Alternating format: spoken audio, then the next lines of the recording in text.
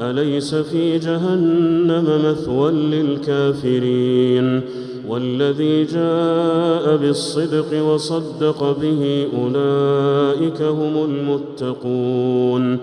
لهم ما يشاءون عند ربهم ذلك جزاء المحسنين ليكفر الله عنهم أسوأ الذي عملوا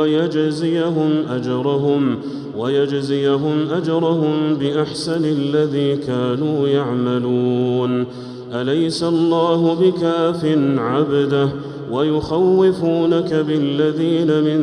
دونه ومن يضلل الله فما له من هاد ومن يهد الله فما له من